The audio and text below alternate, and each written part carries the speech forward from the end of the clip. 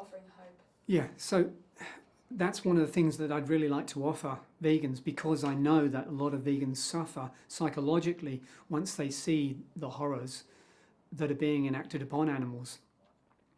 That I'd like to offer them, there is really hope. There is a way of actually keeping the mind in balance, keeping the mind in a sense of peace, despite the horrors.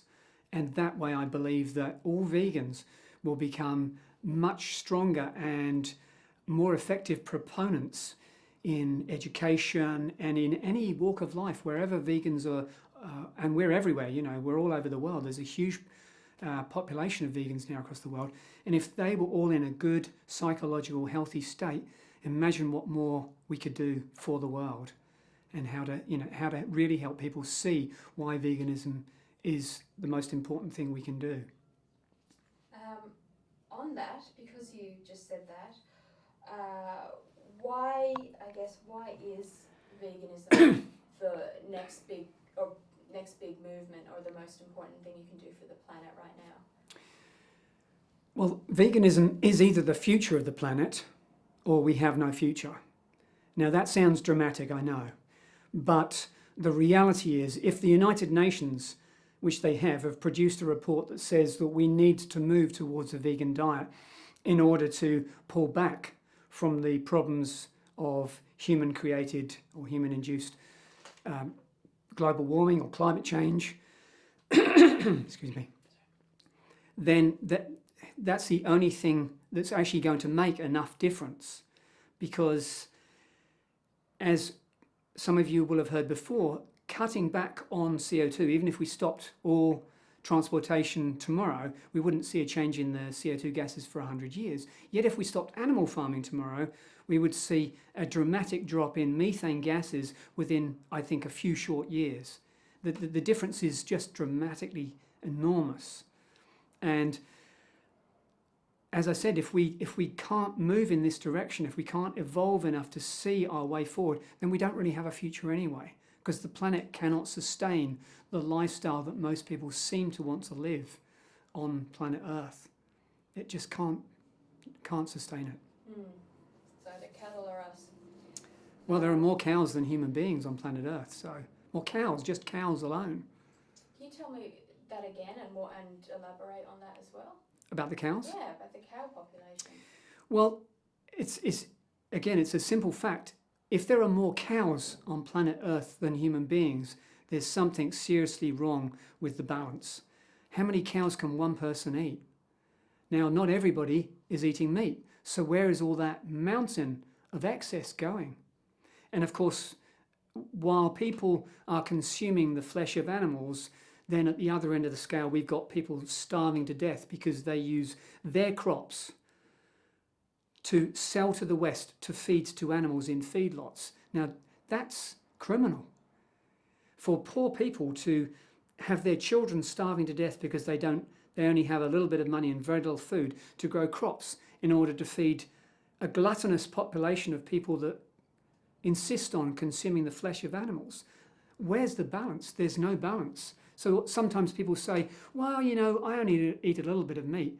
That's not good enough, because that little bit of meat times the millions of people that are doing the same little bit of meat or excess meat, the balance is thrown so far out of scale. Why should we have anyone starving to death while there are people consuming products that aren't even necessary and are totally unethical? Definitely. Okay. Let's have a look. So your answers kind of cover a lot of different things. I know. So that's why I'm like, what else can I ask that we haven't touched on? Okay, here's one for you. So why do you think we're not already living in a vegan world? What's going on? Well, I think that we're not already living in a vegan world because, again, this is one of my favourite health quotes from Dr. Andrew Saul. He says, good health makes a lot of sense, but it doesn't make a lot of dollars. And therein lies the problem. It's about global profit. And that's the only reason that we still have these conglomerates that dominate the food market and continuously promote good health via meat and dairy. You know, the huge lie that's being spun to the world, that people feel that they actually need to consume these products in order to even keep a balance in their health. Well, if that were true, why are we seeing epidemics in obesity and in cancer and in heart disease? So if it were really true, all of the millions of people out there that are consuming a standard Western diet would all be really healthy, but they're not. What we're seeing is the exact opposite. In fact, years ago, people used to joke that vegans were just pale and they were skinny and they were weak and they had no strength and etc., etc. Well, that kind of myth is faded away with all the amazing female and male bodybuilders and athletes out there in the world. You know, they're putting that myth to shame, putting it to bed. But that health that we're seeing, the average person, the new average is now overweight. So we could say that vegans actually look underweight. Well, they do compared to the average person, because the average person is carrying way too much weight and it's not healthy. So I know the main issue of veganism isn't really primarily health. It's about compassion. It's about love and care for the planet and for other species, which is the only way to move forward anyway.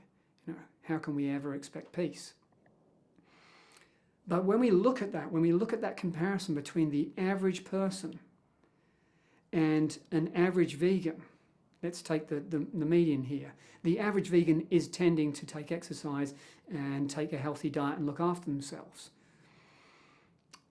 There is very little comparison between that. You're seeing a dramatic reduction in diseases within vegans. Now, vegans aren't immune to disease, of course, but when you live on a predominantly plant-based, organic, whole foods diet, you're not going to get so sick. You're unlikely or less likely to get cancer and heart disease and obesity and all of the other, diseases, the modern diseases that seem to be killing people. So even if people were to approach it from a health perspective, it's the only way to go. So it's a kind of win-win. The vegan lifestyle is really a win-win situation. You're not going to lose out anywhere. I often find it hilarious when people say, well, so what do vegans eat? And I say, well, that one's really simple. Vegans think of all the food in the world. Vegans can eat any of that. They just cut out the basics of meat and dairy and fish and honey and things like that. They just cut out animal produce. So what are we left with? We're left with, I don't know how many types of fruit, how many types of nut, how many types of vegetable, how many types of salad, but you name it. There's an abundance of amazing foods. I remember one day when we were on our farm in the UK, we helped out with the hay harvest. And the owner of the farm, knowing that I was vegan and Marion was vegan, they put on this big spread, and everybody that helped out with the harvest all came. There was a young family sitting there, and the daughter said, so, what do vegans eat? And I just looked and I laughed and I said, well, look at this spread on this table. Everything here is vegan. That's what vegans eat. She said, oh, okay. I eat everything except for animals. That's right. Yeah. So, all right, 2 more questions for you. One, I just want to go back to, you were telling us about, the mock meats. You're sort of saying, oh, yeah. You were talking about like there's sausages and all that, and people are like, why would you want to eat sausage? Yeah. Can you just tell me that again? I think it was just more along the lines of it's just a word. Yeah. It's yeah. You've decided that something is something because of a word. Yeah. You're saying something really great then. Can you sort of talk about what your response would be to someone saying, but why would you eat that? It looks like a sausage. Yeah. Yes, I think this is something that does come up quite regularly. I think I've even heard my parents say something similar. Why would vegans want to eat sausages, things that look like meat? And I often say, well, some people didn't give up meat because they didn't like meat like me. I didn't like meat, but they're not doing it for that reason. They're doing it because they love animals and they don't want to cause harm or destruction on this planet. There's a big difference. So if a company can produce something that looks like and tastes like something else, but it hasn't caused any harm, and the carbon footprint of that food is tiny compared to the meat, the meat equivalent, it's simply the perfect solution. If people still want those products, they can have them. It's not a big problem. And so things like sausages, burgers, fillets, they're just shapes. Why do they have to be just meat, just fish? It's a shape, it's a metaphor, it's a way of describing. I mean, essentially language itself is metaphorical. Words don't really have any ultimate meaning. So when somebody says that's not real ice cream, or is it real ice cream, they're not really thinking that one through, because the word ice cream, what do we mean by cream? We don't necessarily just mean something that's come from a cow's udder or a goat's udder or a sheep's udder. We mean something that whips up into something of a certain what would you call that? Creamy consistency. Consistency, that was the word I was looking for, yeah. A consistency. It's not actually dairy, it's just a consistency. So people get so hung up about the shape of things because it's, it looks like a substitute, and therefore why would you want that? Wouldn't you want to just part yourself? Well, no, some people don't. Some people are just doing it for ethical reasons. And there's nothing wrong with an ethical vegan sausage or an ethical vegan burger. I love vegan burgers. Yeah, absolutely. I'm often, when I'm eating the vegan version of a traditional animal product, you're not allowed that, you can't have that, you're a vegan. I'm like, well, you don't know the ingredients. I'm eating chocolate, you don't know the ingredients. Yes. Well, you know what I'm eating. All of a sudden they're so concerned about your health and Yeah. Let's take another little break. Do you want